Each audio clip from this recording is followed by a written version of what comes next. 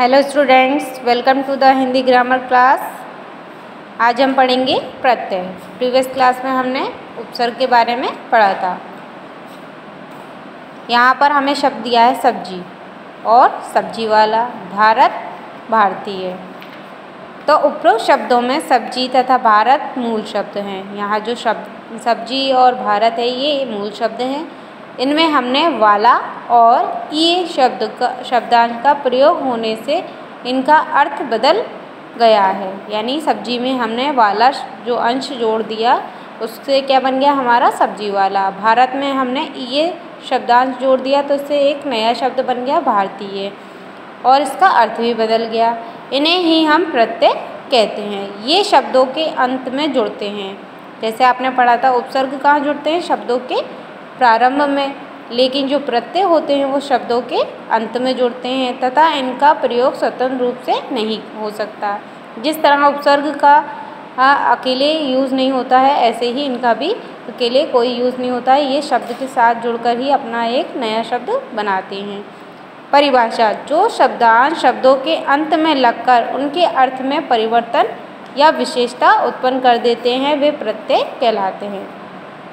यानी शब्दांश यानी कुछ शब्दों के अंश जैसे कि वाला या ये, ऐसे शब्दांश शब्दों के अंत में लगकर उसमें परिवर्तन ला दें यानी अंतर ला दें तो वो क्या होते हैं, प्रत्यय कहलाते हैं।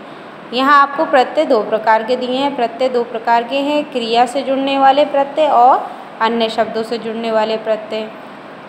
यहाँ पहला दिया है क्रिया से जुड़ने वाले प्रत्यय, जैसे कि ऊ, यहाँ पे क्रिया दिया आपको खाना, तो प्रत्यय में जो क्रिया है खाना उसमें प्रत्यय ऊ लगाया तो क्या हो गया खाऊ।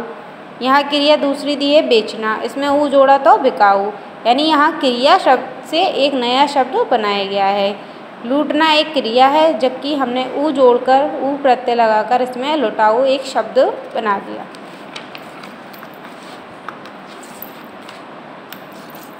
यहाँ हमें एक दूसरा प्रत्यय दिया है आई, तो चढ़ना में लगाया चढ़ाई, लिखाई, पढ़ाई। आवट, इसमें सजावट, रुकावट, मिलावट।